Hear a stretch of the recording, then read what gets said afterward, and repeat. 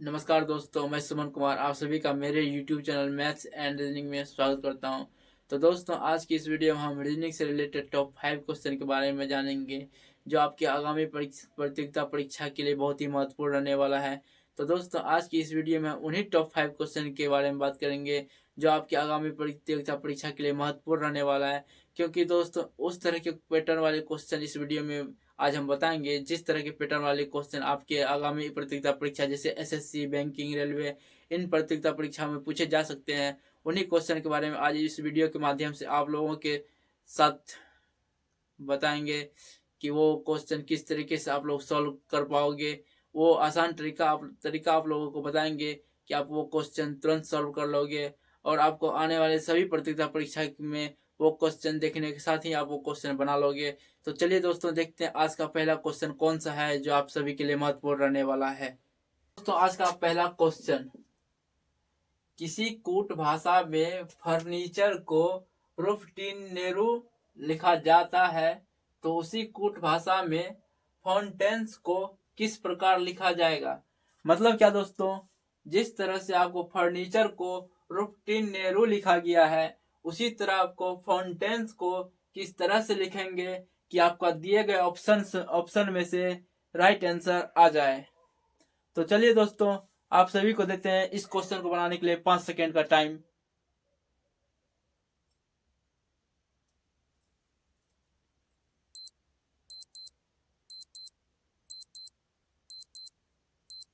आप सभी का 5 सेकेंड खत्म होता है। तो चलिए दोस्तों, देखते हैं इस क्वेश्चन को किस तरीके से हम बना सकते हैं।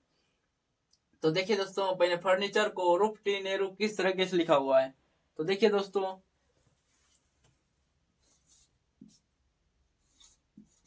फर्नीचर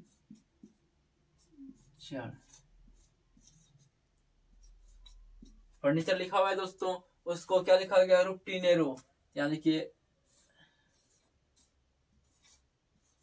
रूफटीनेरू।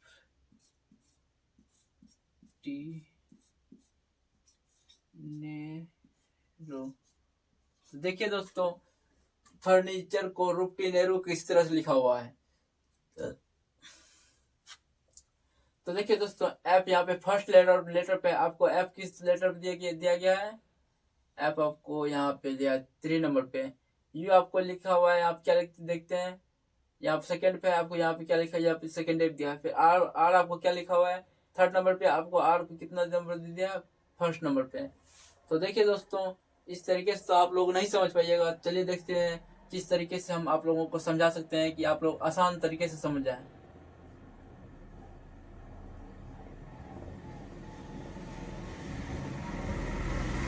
तो चलिए दोस्तों, देखते हैं किस तरीके से इस क्वेश्चन को सॉल्व कर पाते हैं। सबसे पहले दोस्तों देखिए, आपको आपको इस फर्नीचर को आपको 3 भागों में बांट लेना है। 3 भागों में बांट लिए। अब देखिए दोस्तों, ये जो लिखा है 4, आपको इस 4 को, इसको जैसे FUR लिखा हुआ है, इसको RUF, इसको FUR को यहाँ क्या कर दिया गया, RUF, मतलब कि जो लास्ट में R लिखा हुआ है उसको फर्स्ट कर दिया गया, जो पहले में F लिखा हुआ था उसको लास्ट में कर दिया गया है। उसी तरीके से दोस्तों देख सकते हैं आप यहाँ पे नीट को क्या लिखा हुआ है, नीट को यहाँ पे टी लिख दिया है, मतलब कि लास्ट में जो लिखा हुआ है टी उसको पहले में कर दिया है। उसी तरीके से एन पहले में लिखा हुआ है तो उसको यहाँ लास्ट में कर दिया है। जो बीच में आई था तो वो बीच में ही है। उसी तरीके से देखिए दोस्तों, URE है, मतलब कि ई लास्ट में है तो यहाँ पे ई को पहले कर दिया गया है। उसी तरीके से यू पहले में है तो उसको लास्ट में कर दिया गया है। मतलब कि लास्ट वाले को पहले कर दिया, पहले वाले को लास्ट कर दिया। देखते हैं दोस्तों, फाउंटेन्स को उसी तरीके से करके, उसी तरीके से करने के बाद आपका ऑप्शन में जो दिया हुआ है उसमें से आंसर आता है कि नहीं आता है। तो देखिए दोस्तों, अब फाउंटेन्स को देख लेते हैं। FOUNTAINS,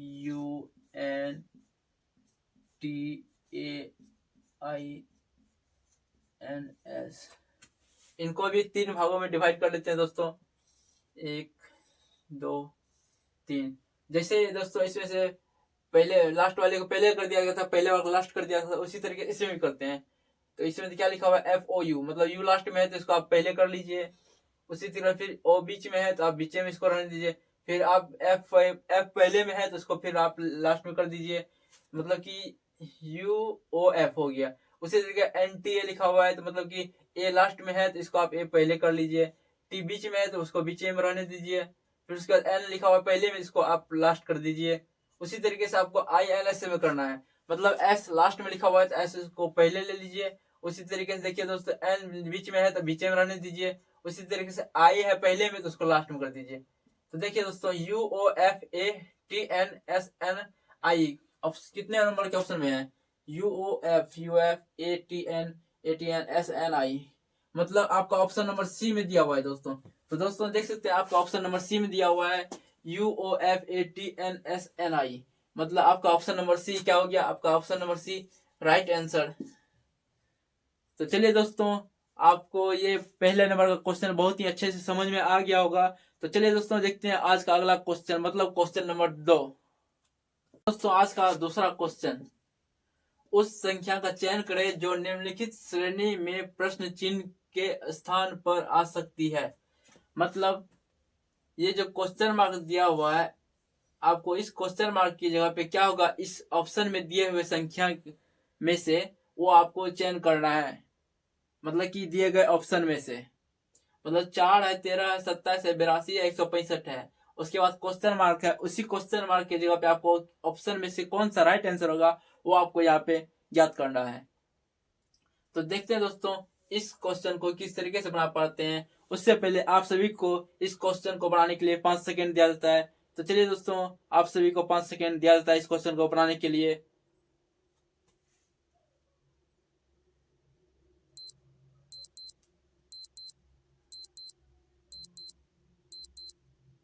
तो चलिए दोस्तों, आपका टाइम होता है खत्म। तो देखिए दोस्तों, इस क्वेश्चन को कैसे हम बना पाते हैं। 4 है, 13, 27 है, 82 है, 165 है, उसके बाद क्वेश्चन मार्क है।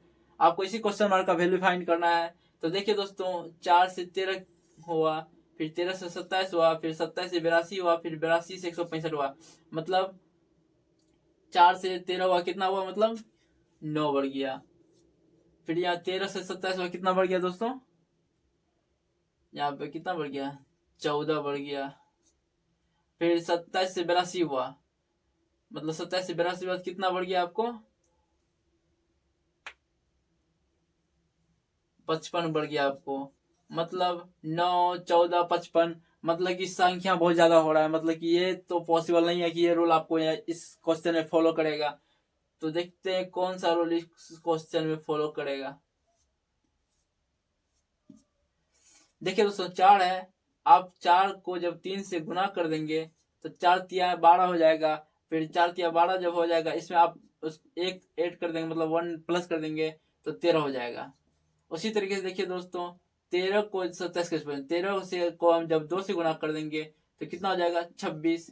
और 26 में जब एक को जोड़ दें, मतलब 1 प्लस कर देंगे तो कितना हो जाएगा? 27। अब देखिए दोस्तों, यहाँ 27 है। अब 27 को से 82 कैसे हो वो देखते हैं। तो 27 को हम जब 3 से गुना करेंगे तो 27 तिहाई 81 होता है। इसमें प्लस 1 कर देना, मतलब 1 को ऐड कर देना, कितना हो गया? 82। उसी तरीके से 82 है, 82 से 165 किस तरीके से हुआ? आपको 82 में 2 से गुना कर दीजिए तो कितना हो गया? 164। 164 में आपको प्लस 1 कर दीजिए, कितना हो गया? 165। उसी तरीके से देख सकते हैं दोस्तों, पहले 3 से गुना करने के बाद 13 आ रहा है, फिर उसके बाद 2 से गुना करने के बाद यहाँ पे उसमें प्लस 1 करने के बाद मतलब 27 आ रहा है। फिर उसके बाद 27 यहाँ पे फिर 3 से गुना करके फिर 1 को जोड़ने के बाद 82 आ रहा है। उसके बाद 82 में फिर 2 से गुना करने के बाद 1 को जोड़ने से 165 आ रहा है। मतलब 3 2 3 2, तो मतलब कि 3 2 3 2 हो गया। तो अब 2 के बाद क्या आएगा? 3। मतलब कि 165 में आपको 3 से गुना करेंगे तो कितना होगा? 165 में जब गुना करेंगे आप कितना हो जाएगा? 495।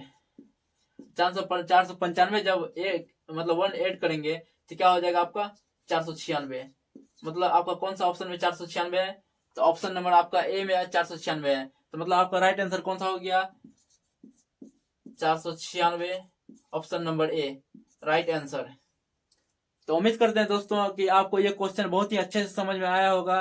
तो चलिए दोस्तों, मिलते हैं अब तीसरे नंबर के क्वेश्चन से। तो आज का तीसरा क्वेश्चन, उस अक्षर का चयन करिए जो निम्नलिखित श्रृंखला में प्रश्न चिन्ह के स्थान पर आ सकता है।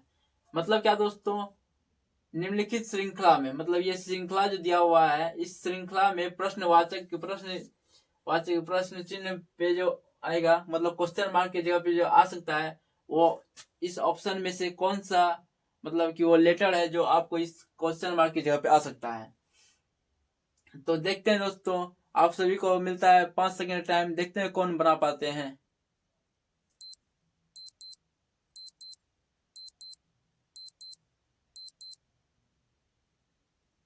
आप लोगों का टाइम होता है खत्म। तो चलिए दोस्तों, किस तरीके से बना पाते हैं इस क्वेश्चन को देखते हैं। तो देखिए दोस्तों, 70 है, फिर उसके बाद भी दिया हुआ है, फिर 63 है, उसके बाद आर दिया हुआ है, फिर 56 है, उसके बाद ओ दिया हुआ है, फिर 49 है, फिर 49 के बाद कौन सा आपको होगा अल्फाबेट, मतलब कि अल्फाबेट में से, वो आपको यहाँ क्वेश्चन मार्क की जगह पे फाइंड करना है।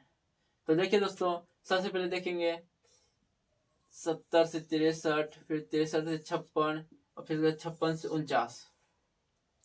70 से 63 हुआ, मतलब -7 हुआ। फिर उसके बाद 63 से 56 हुआ, क्या हुआ, फिर इसमें भी -7 हुआ। फिर 56 से 49 हुआ, क्या हुआ, इसमें भी -7 हुआ। लेकिन इसके बाद तो आपको यहाँ आगे हो जाएगा ना, तो आपको क्या करना है, आपको क्वेश्चन मार्क का वैल्यू फाइंड करना है ना। तो आप तब यहाँ भी का देखिए, भी से आर, बी से आर, फिर उसके आर के बाद ओ, फिर उसके बाद इस ओ के साथ क्वेश्चन मार्क में क्या, ओ के बाद क्वेश्चन मार्क जब क्या होगा वो देखेंगे। तो देखिए दोस्तों, ए से लेके जेड तक में भी कितने नंबर पे आता है, आपको देख लीजिएगा दोस्तों। भी आपको 22 नंबर पे आएगा। फिर आर कितने नंबर पे आता है, आर आपको दोस्तों आर 18 नंबर पे आ जाएगा। उसके बाद देखिए दोस्तों, ओ कितने नंबर पे आता है, ओ आपको 15 नंबर पे आ जाएगा। मतलब 18 में से 22 में से 18 के कितना बजा, मतलब कि 22 में से 18 के कितना बजा, 4। मतलब कि 22 और 18 में 4 का डिफरेंस है। फिर 18 से 15 हुआ, कितना हुआ, कितना डिफरेंस है बीच में, 3 का डिफरेंस है। फिर जब 15 से जब ये आगे बढ़ेगा, तो यहाँ पे 4 है, 3 है, तो जाहिर सी बात है कि 4 और 3 के बाद यहाँ पे 2 होगा। मतलब 15 में से 2 को घटाएंगे, क्या होगा, 13।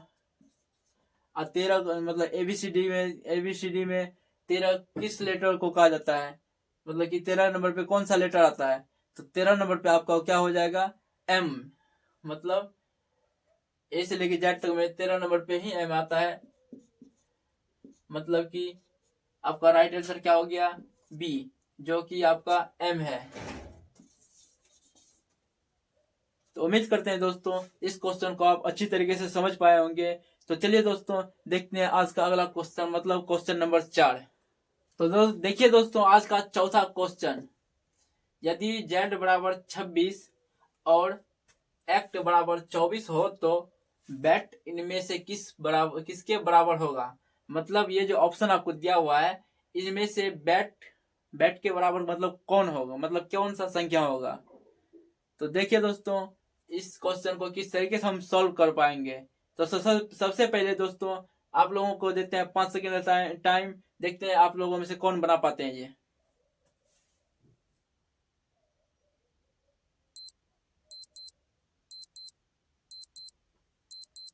आप लोगों का टाइम होता है खत्म।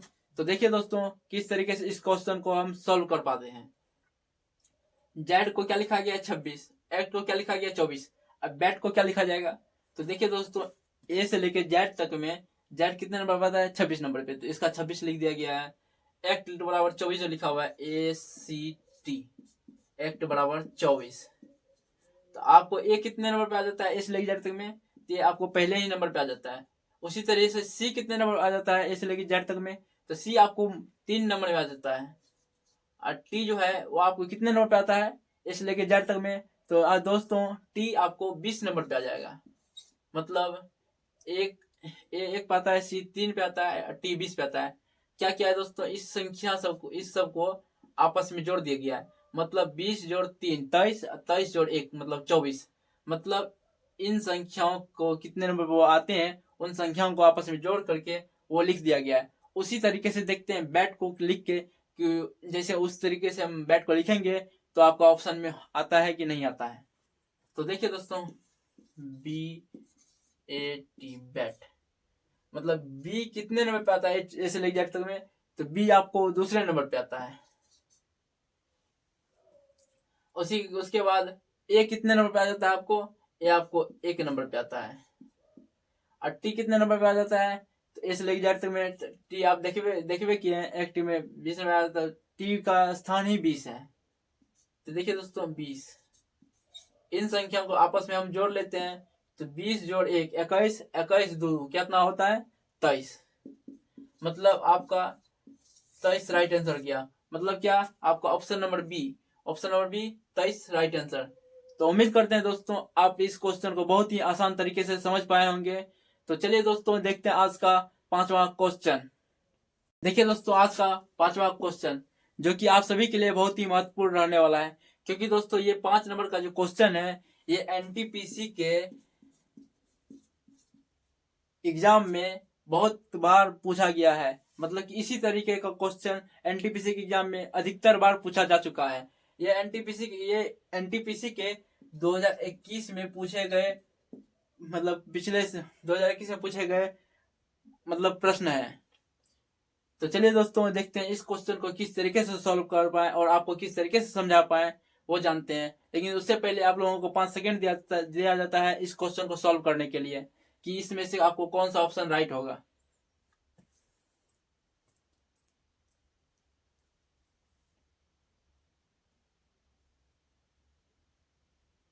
आपका टाइम होता है खत्म।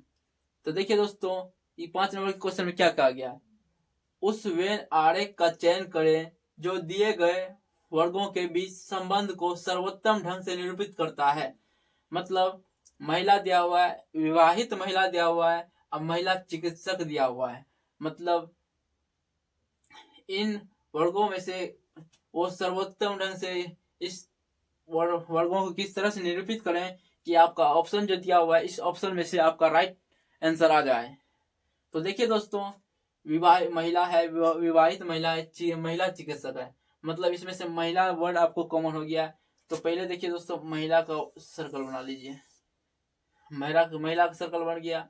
देखिए दोस्तों महिला जो होती है तो कुछ विवाहित महिलाएं होती है, तो कुछ महिलाएं चिकित्सक होती है, लेकिन वो महिला के ही अंदर में आते हैं। तो देखिए दोस्तों विवाहित महिला है, पहले इसी महिलाएं के अंदर में वो भी आते हैं, विवाहित महिला ही महिला के अंदर में आते हैं। तो देखिए दोस्तों विवाहित महिला लिखा हुआ है, पहले इस महिला के सर्कल में इस विवाहित महिला को ले लेते हैं। विवाहित महिला को ले लिए है। अब देखिए दोस्तों कुछ विवाहित महिला भी चिकित्सक होते हैं और कुछ मतलब अनमैरिड महिला भी चिकित्सक होते हैं। तो यहाँ क्या दिया हुआ है, महिला, विवाहित महिला, महिला चिकित्सक। तो महिला तो सर्कल हमने बना लिया, क्योंकि महिला के अंदर में ही विवाहित महिला और महिला चिकित्सक आते हैं।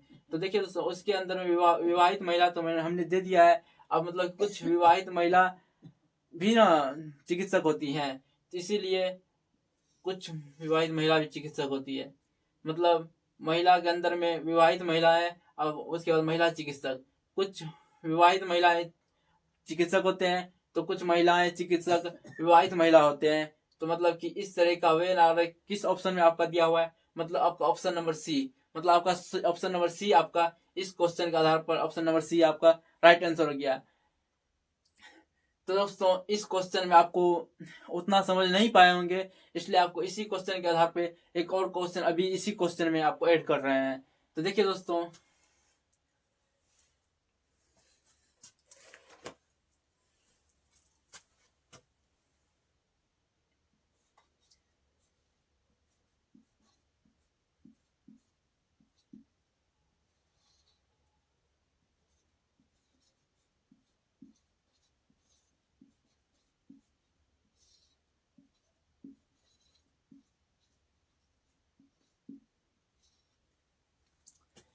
देखिए दोस्तों उसी तरह के क्वेश्चन माताएं, महिला, बहनें, इसमें से देखिए दोस्तों महिलाएं ही ना माता होती है, महिलाएं ही ना बहनें होती हैं।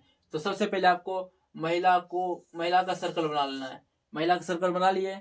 अब दोस्तों देखिए माताएं, तो महिलाएं ना माता होती है। तो देखिए दोस्तों महिला के अंदर माताएं बन गए।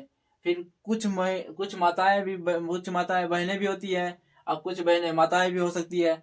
तो देखिए दोस्तों तो माता इसको आपस में मतलब कुछ माताएं बहनें होती है, तो कुछ बहनें माताएं होती है।